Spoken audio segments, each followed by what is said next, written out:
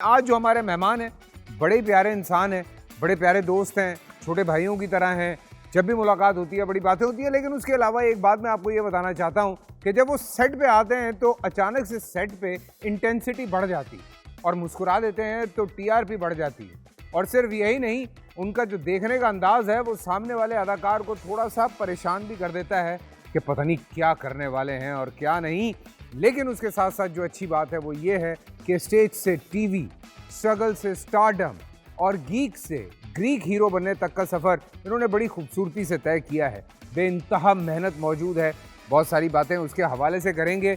और सीन के बीच में जिनको आ जाती है अचानक से आमद, हम वेलकम करते हैं Zahid Ahmed. So please welcome Zahid Ahmed. क्या हाल है भैया, कैसे हो? ठीक ठाक हो? Thank you. How are you? तशरीफ है। बहुत बहुत शुक्रिया, बहुत अच्छे लग रहे हैं, बहुत स्लिम स्मार्ट हो गए हैं। यार बहुत आपके सामने है भाई, लोगों को बताओगे मैं कितनी मेहनत करता हूँ, तो मैं अपनी आंखों से देखा है।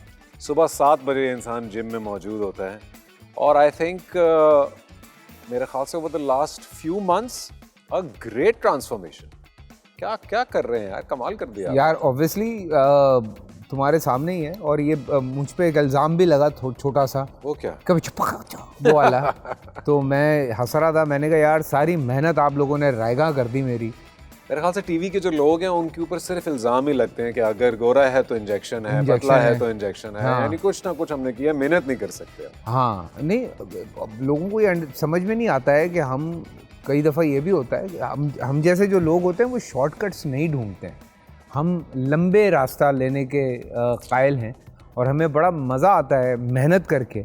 और मैं पिछले कई सालों से लगा हुआ था, गेम हाथ में नहीं आ रही थी। फाइनली गेम हाथ में आई कि भाई ये करते हैं और कैलोरी डेफिसिट पे जाते हैं और बिला वजह की जो पुट्ठी सीधी डाइट्स होती हैं, डाइट की है हाँ, at the end of the day, it's all उल्टी सीधी डाइटें करने की बजाय आप कैलोरी डेफिसिट पे चले जाएं, 2 मील कर लें, ऑटोमेटिकली चीज़ें बेहतर होनी शुरू हो जाती हैं। लेकिन जाहिद यार, मेरी बातें नहीं होनी दोस्त, आपकी बातें होनी है और आपसे बेतहाशा बातें करनी है।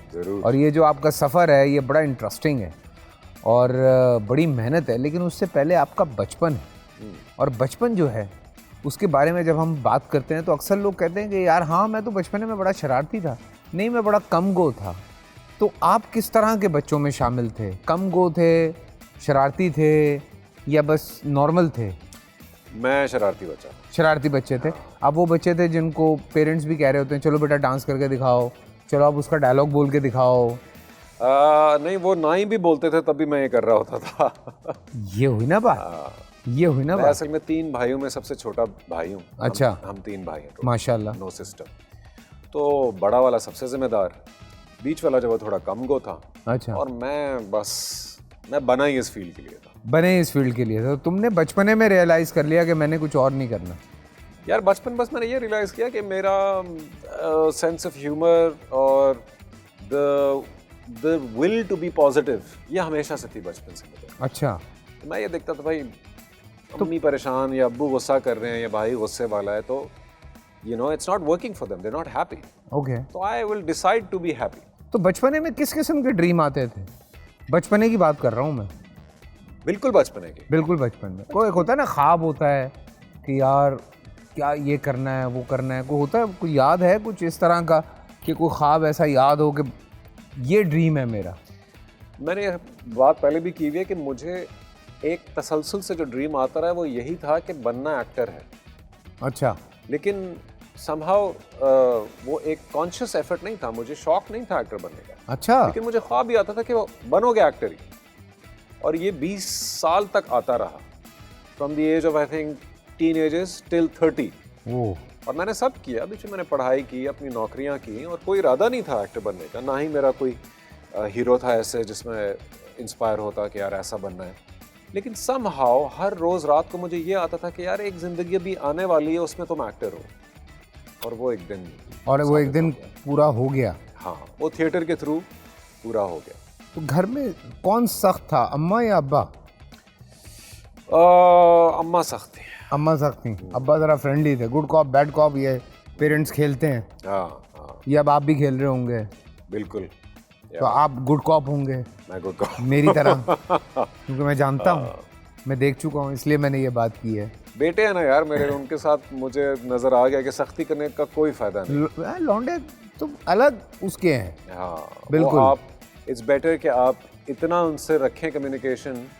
वो कहीं मैंने बड़ी अच्छी बात पढ़ी थी कि listen to their small stuff, ताकि जब वो बिग स्टफ की बारी आए तो दे नो कि यार ये सुनता है, ये सुन लेगा मेरी, हाँ, और ये शायद कोई हेल्प डांटेगा आउट नहीं। कर दे। एग्जैक्टली। ये बहुत ज़रूरी है, चाहे बेटा हो चाहे बेटी हो। लेकिन एक सर्टेन एज के बाद बेटियां ज़रा माँ के साथ ज़्यादा डिस्कशन शुरू कर देती हैं, बेटे बाप के साथ ही, लेकिन वो गेट ओपन रहना चाहिए। गेट ओपन रहना चाहिए, बिल्कुल। है ना, ये बड़ा बड़ा ज़रूरी है। बचपने में क्या चीज़ थी जो बहुत इन्फ्लुएंस करती थी तुम्हें? एक होता है ना बचपने में, गाड़ियाँ होती हैं, घर होते हैं। मैं अगर अपनी बात करता हूँ तो मुझे तो हमेशा से फिल्म्स ने बड़ा इन्फ्लुएंस करके रखा हुआ था। तो वो एक फैंटेसी वर्ल्ड जो था वो मेरे लिए सारा कुछ होता था।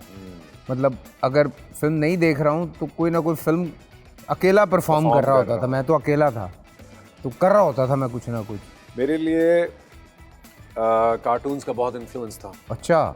ही मैन बहुत शौक से देखता था मैं, इंतहाई शौक से। फिर उनके टॉयज कलेक्ट करना, और मेरे भी एग्जैक्टली ये 3 शौक होते थे, या तो देख लिया उनको, हाँ, या उनके साथ खेल लिया टॉयज से, या फिर वो खुद बन गए, वाह, खुद परफॉर्म करना।